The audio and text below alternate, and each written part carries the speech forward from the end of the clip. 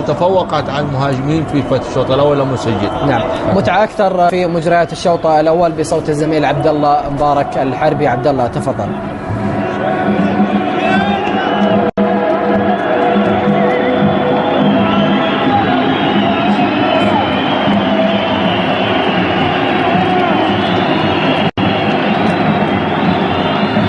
بسم الله الرحمن الرحيم. أيها الإخوة الرياضيون العرب من الوطن العربي الكبير، متابعين عبر شبكة راديو وتلفزيون العرب قنوات ART سبورت، هذه تحياتي عبد الله مبارك الحربي. سلام الله عليكم ورحمة منه وبركاته. نلتقي وإياكم في عاصمة المملكة العربية السعودية الرياض. المواجهة ما بين الهلال الشباب في نصف نهائي كأس خادم الحرمين الشريفين للأبطال.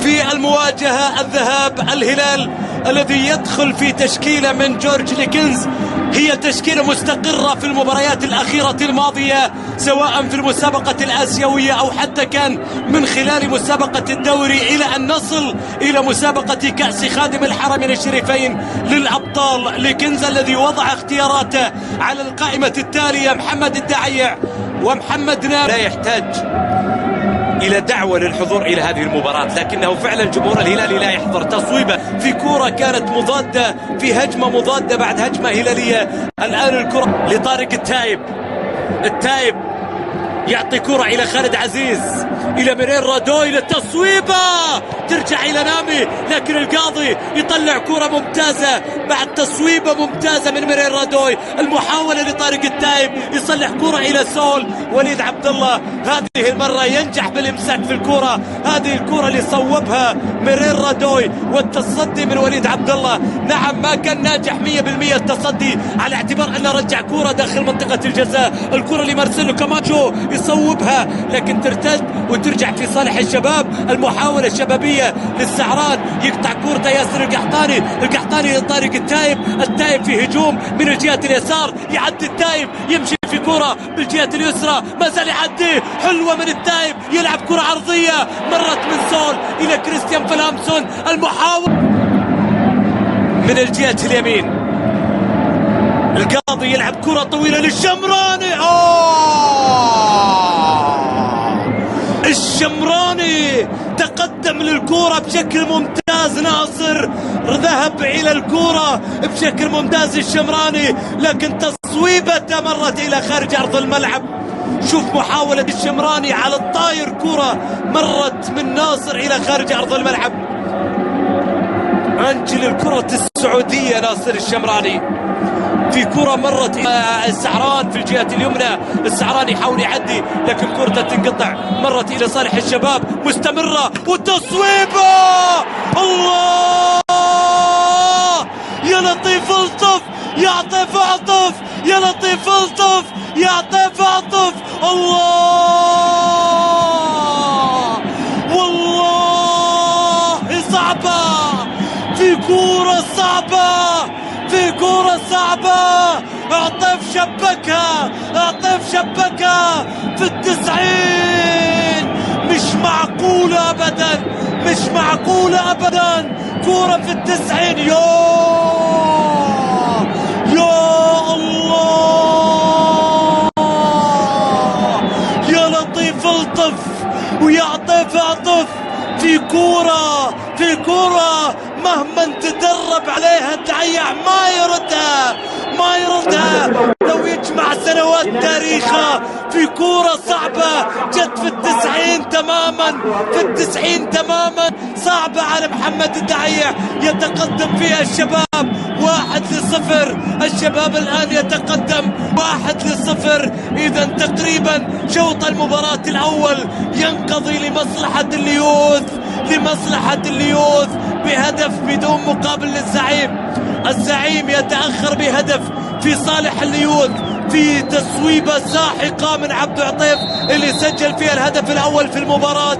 ومعها مشاهدينا الكرام أيها السادات والسادة متابعين عبر شاشة ART سبورت، في لقطة مع الخيبة واضحة على سمو الأمير عبد الرحمن بن مساعد الذي يظهر مع كسر في البيت الآن، يحتاج إلى إصلاح الكسر في شوط المباراة الثاني. إذا شوط أول كان معقول جدا، لكن كل حلاوته في كرة عبد عطيف اللي سجل معها هدف المباراة. هدف عن مباراة كاملة، متعة عن متعة مباراة كاملة، متعة الهدف. إذا مشاهدينا الكرام أترككم مع هذا الهدف إلى حين العودة من جديد في شوط المباراة الثاني. نكون قد تحولنا الآن إلى فاصل، ثم بعد ذلك نتواصل. بالجهة اليمين عند عبد العطيف صاحب الهدف الوحيد في المباراة، بكرة مرت إلى كاماتشو. يا سلام يا سلام يا سلام يا سلام يا سلام. لم ينتهي إبداع البرازيليين عند البارحة، لم ينتهي إبداع البرازيليين ولم تنتهي إبداعات البرازيليين في ليلة البارحة. كاماتشو يبدع، يسجل ثاني، ولا يكتفي الشباب في إبداعاته بالهدف الأول. كاماتشو سجل ثاني، والله حلوة والله حلوة. شوف الكرة ثاني مرة، المفرج عطاها كاماتشو، وكاماتشو ما يرد الهدايا من أحد. كاماتشو عاقل ما يرد الهدايا من أحد، شبكها كاماتشو، حطها على يسار الدعيع. ليلة متعبة، ليلة متعبة للهلال، ليلة متعبة للدعيع. تعبها من الاثنين، من عطيف ومن كاماتشو، من عطيف ومن كاماتشو. سيناريو صعب، سيناريو صعب. التصويبات الساحقة الشبابية تنتصر للشباب في المباراة. الكرة إلى محمد نامي، نامي في اليمين يتحرك إلى الهجوم إلى سول الذي قد يكون الآن في ذهن ليكنز أنه يعود إلى دكة البداع، وقد يكون هناك بديل في شوط المباراة الثاني. والحديث عن محمد العنبر. السوري في الأوت، رمية جانبية باليسار. أيام فهد المبارك انتهت مع خروج كوزمين أولاريو. الكرة إلى السوري في الجهة اليسار، يلعب عرضية، لكن الكرة العرضية من السوري ما وجدت ولا لاعب، مرت إلى خارج أرض الملعب.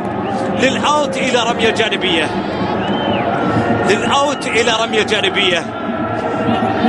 الشباب يخشاها أن تكون تكرار لسيناريو 1418 في ختام مسابقة الدوري، في حين يصل كاماتشو. رجع كرة مرت إلى ويلي، المحاولة عند ويلي، يلعب كرة في اليمين لمصلحة سول إلى الغنام، إلى كرة لنامي.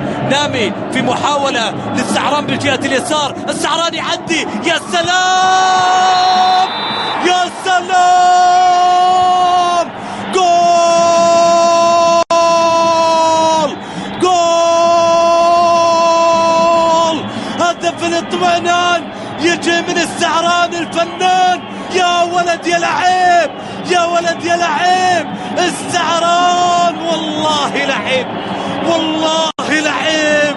أخذ الكرة، أخذ الكرة بالكيف، أخذ الكرة بالكيف، بكيفه أخذ الكرة عدى بها. شوف السعران، شوف السعران.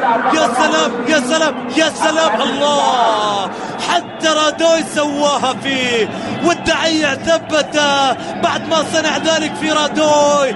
بعد ذلك يسجل هدف ثالث.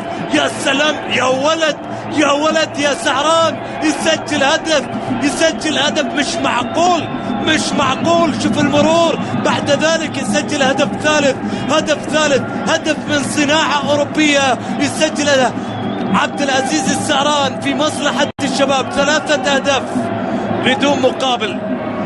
الشباب يقسو على الهلال في أمسية للليث الأبيض، في أمسية للليث الأبيض.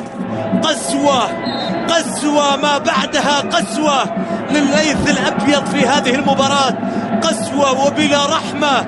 الحلول هجومية أفضل. الكرة ملعوبة لياسر القحطاني، القحطاني يحاول يعدي، سقوط للقحطاني بدون احتساب لركلة جزاء من السيد لوكا. الكرة مستمرة للشباب في الجهة اليمين عند زيد. زيد يحاول، أو المحاولة لحسن معاذ. زيد بالأساس غادر أرضية الملعب بين شوطي المباراة بقرار من إنزو هيكتور.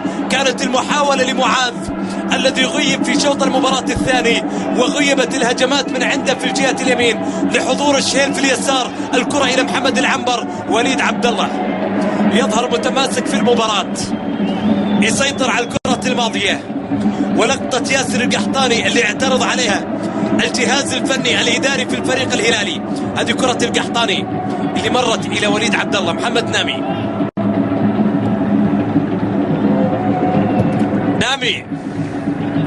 لعب كرة إلى ياسر القحطاني في محاولة ملعوبة بوسط الملعب إلى مخالفة لضربة حرة مباشرة لمصلحة فريق الشباب إلى مصلحة السعران اللي حافظ على الكرة الماضية بعد التدخل والمخالفة والبطاقة يشيرها السيد لوكا بعد الكرة الماضية. لاحظ التدخل من فهد المفرج، تدخل قوي مع السعران، ثم بعدها لوكا يشير البطاقة الصفراء لفهد المفرج. الدقيقة 80 مشاهدينا الكرام، أيها السادات والسادة متابعين عبر قنوات ART سبورت، والمباراة الذهاب للسيمي فاينل من مسابقة كأس خادم الحرمين الشريفين للأبطال، البطولة الأخيرة للموسم الكروي السعودي. الشباب يتقدم بثلاثية كبيرة، ثلاثية تأتي من عبد عطيف في الدقيقة 45، بعد ذلك مارسيلو كاماتشو عند الدقيقة 47، ثم بثلاثية. محاولة الآن لصالح الهلال، انقطعت للسعران، السعران يكسب مخالفة ضربة حرة مباشرة، بطاقة صفراء إلى ميرير رادوي، والضربة الحرة المباشرة في مكان خطير قد تأتي بالرابعة. ضربة حرة مباشرة موجودة في صالح الشباب، قريبة جدا من نقطة 18، قريبة عند القوس لمنطقة 18. المحاولة للسعران والمتابعة كانت من رادوي، والركلة الحرة المباشرة الآن ميرير رادوي. شوف التدخل من ناصر الشمراني. اللقطة الأخيرة ميرير رادوي واقع على أرضية الملعب، يعاني من نزيف، اللعب يتوقف. شوف اللقطة، هذه لقطة ناصر الشمراني، البحث عن الكرة من الشمراني. بعد ذلك ميرير رادوي واقع على أرضية الملعب، يعاني من إصابة.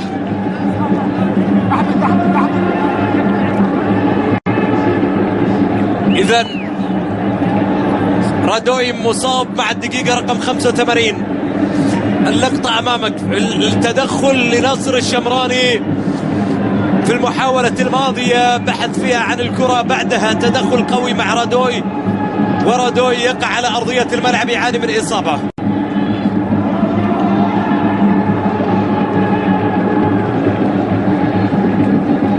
جمهور الهلال بدأ ينسحب بشكل أكبر الآن، أيضا بدأ ينسحب من المباراة بشكل أكبر، رغم أنه الحضور الجماهيري لم يكن على ما يرام أصلا من بداية المباراة.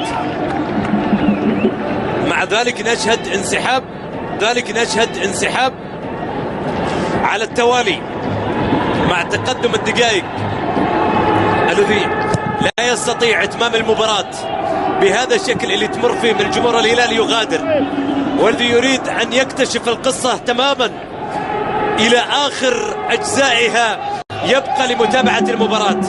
كرة للشلهوب، ياسر القحطاني، كرة القحطاني تنقطع من حسن معاذ، بعد ذلك مخالفة على القحطاني والبطاقة الصفراء موجودة، ثم بطاقة حمراء لياسر القحطاني الذي أيضا يستمر وللمرة الثانية في هذا الموسم يحصل على بطاقة حمراء بعد بطاقة حمراء حصل عليها في المسابقة الآسيوية المرة الثانية. إذن القحطاني يحصل على بطاقة حمراء في هذا الموسم. لاحظ، حاول يعدي حسن معاذ، أخذ الكرة من بعد ذلك إعاقة من القحطاني لحسن معاذ، يحصل على إثر ياسر القحطاني على البطاقة الصفراء الثانية، ثم معها البطاقة الحمراء لتكون هي البطاقة الحمراء الثانية لياسر القحطاني، وأيضا البطاقة الحمراء اللي تأتي بعد مباراتين فقط.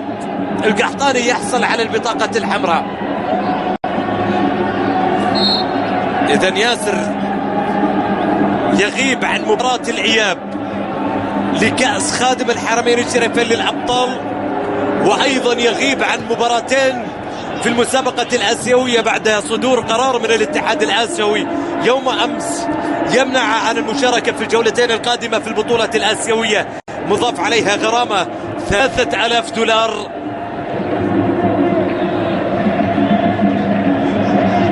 بالتالي يتغيب عن 3 مباريات هي الأخيرة للهلال في هذا الموسم. كرة في الجهة اليسار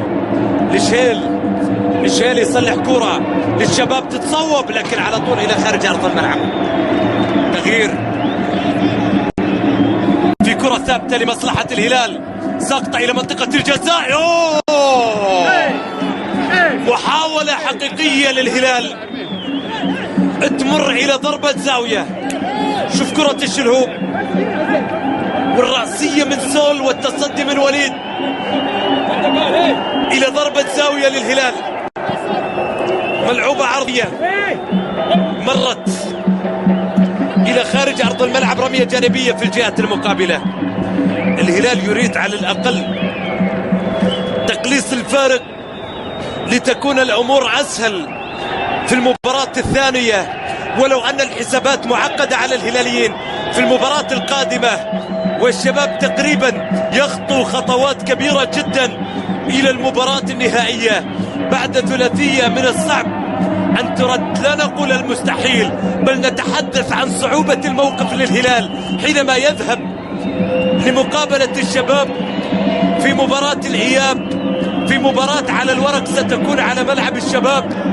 حينها تلك المباراة تكون حساباتها معقدة جدا بالنسبة للهلاليين.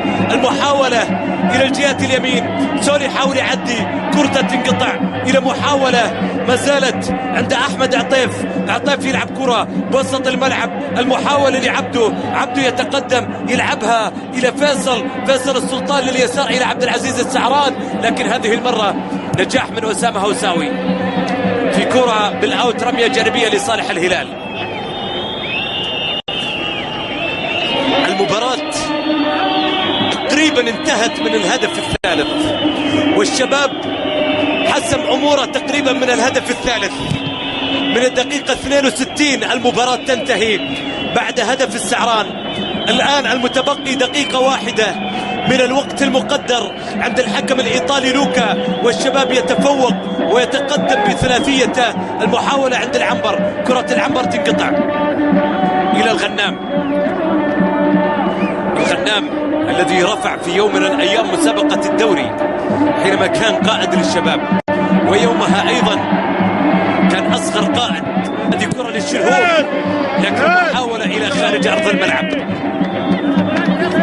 إلى ضربة زاوية في صالح الهلال بالثواني الأخيرة عند محمد الشلهوب. ضربة الزاوية، الشلهوب عند الكورنر يلعب كرة إلى منطقة الجزاء على طول مباشرة. وليد عبد الله يطلع الكرة باتجاه الشلهوب. ثاني مرة ضربة زاوية لمصلحة الهلال. الثانية الأخيرة 95 دقيقة اكتملت، 90 والخمسة المقدرة من الحكم الإيطالي لوكا تكتمل الآن. الكرة ملعوبة عرضية، وليد عبد الله يطلعها، بعد ذلك الصافرة من حكم المباراة الإيطالي لوكا، والصافرة تعني نهاية المباراة، النهاية الموفقة للفريق الشبابي. الشباب يوفق في المباراة ب3 أهداف بدون مقابل. إذن الليث الحكيم يمضي المباراة بحكمته ب3 أهداف.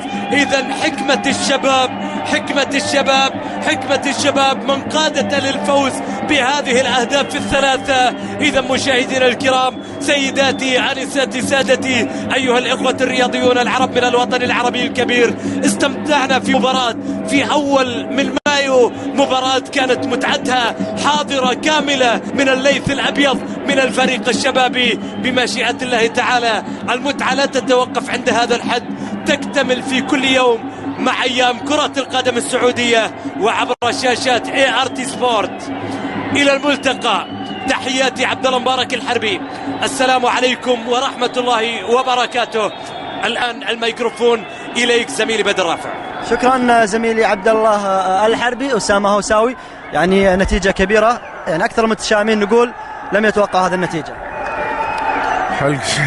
أول شيء الحمد لله على كل حال. طبعا شوف كنا الشوط الأول